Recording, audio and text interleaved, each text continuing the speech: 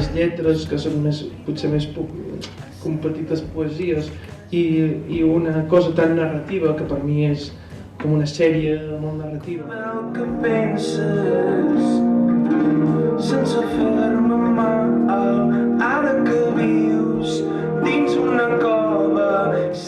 Un videoclip amb cada EP, perquè no fas tu els guions dels 3 videoclips. I jo mai he fet un guió de cap videoclip, no he fet mai un guió de res.